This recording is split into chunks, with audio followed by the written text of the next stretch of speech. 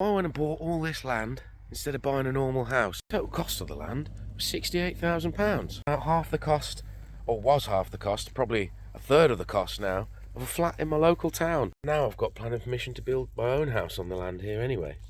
And I guess, as you've probably seen from the writing in the first bit, this is a video for all those people asking questions on how much I've actually spent on various things. Right next to it so far, I'm about £7,500 into building the house. I've calculated about 4 left to go, so a house for £11,500. You can't beat that. We have the original thing on the farm basically, which is the well house and the well inside, which I'll just show you now because it's very deep.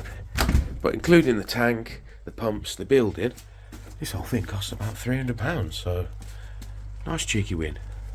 And then we have my earthbag roundhouse that I built during lockdown. This thing's similar construction to the well house. This is all made from sandbags, and then I've literally just coated it in mortar on the outside. All the timber reclaimed from around the farm, including all the shingle for the roof and stuff, and the tarps and etc. that make the grass roof. So much of this building be reclaimed, basically cost me nothing for this one. I've actually only had to pay for some stone that I bought in to go underneath it, so about £200 for the cost of this. Now with the lean-to on the end of the barn here, same sort of cost-saving factors have come in as the house so far. Built most of this myself, so really only had to pay for certain timbers like this one that gets from the builder's merchant, and the steel sheeting to go on the roof. The total cost for this building, which houses the power, storage and a few other things for the farm now, about £3,000, so quite a large building for quite cheap. This is a 12 metre by 6 metre structure, so a lot of room in here. Got an office, got that storage room in there, and then just over here we've got the power room. As you can hear, a little bit of noise from the inverters coming in at the minute. That's because the generator's kicked on because of the horrendous weather we've had today. And as you can see, 16 kilowatts of power coming in, so these can handle some big old juice. But I would highly recommend a similar sort of setup if you're going fully off-grid and you wanted to do any kind of business as well as just live. Because I've pointed it all out in another video, but we've got 2 big inverters and 2 solar inverters there, and then 1 AC solar inverter over there with 2 big batteries like these. It's obviously not the cheapest way to get power in certain scenarios. Certain scenarios works out best just to get normal mains, but for us, way too much money to run the cable that far. So we end up getting this with a total cost so far £21,000 for all of this, including the solar, inverters and batteries. But theoretically now, that's power for 10 years. That's what the warranties are on these inverters and the batteries. Apart from the house, the solar will be the biggest spend on the farm. It's the most important piece of infrastructure really though, a good power system. And then you've got a whole load of spends on stuff like tracks, fences, pipes, electric cable, chicken wire, fancy chicken wire. So far to bring power on a mini-grid system around the whole farm, I've spent about 1,200 quid on electrical cables, and I've spent about £200 on water cables. Fencing, however, a hell of a lot more, probably 4,000 on fencing I would say.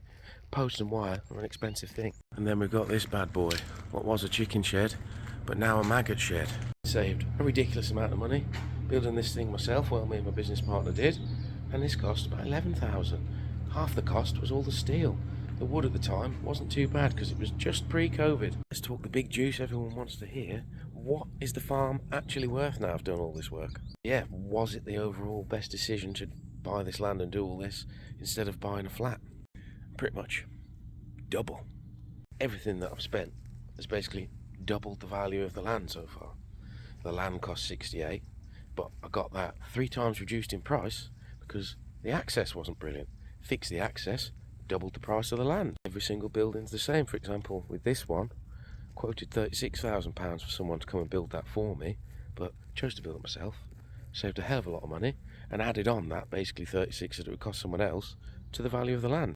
The roundhouse, well house don't add value to the land because they're technically not proper structures, but the power system, the water supply, that does, and that's added around sort of £30,000 in value because of the money saved on getting mains equivalent power down here is insane. At the moment it doesn't add any value having the dwelling here because it's technically a temporary dwelling, so to speak, because it's not brick and mortar house. But as soon as the farm reaches the threshold for me to apply for the proper house, then that'll add a ridiculous amount of money. So I guess I'll do another video then when hopefully won the lottery. Although not that I would ever sell this place anyway, because this is my dream. Never giving this up. What would I do? Sell it to move back to a town in a house that's much smaller than the one I can build here? Brings me on to a next video I'll be doing, which is how to make money on land, because make a living from this place as well. Make a living for my own home. Not many people do that. Then total value. Last time I had it valued, it was up to 165,000. That was before I built the barn up the top and had the bigger power system. It also put in a lot of tracks and a lot of other stuff like electrical cables and water and stuff. So the whole farm infrastructure is complete now. So with my total spend still less than that flat would have cost me all those years ago, I've effectively doubled, almost trebled my money now.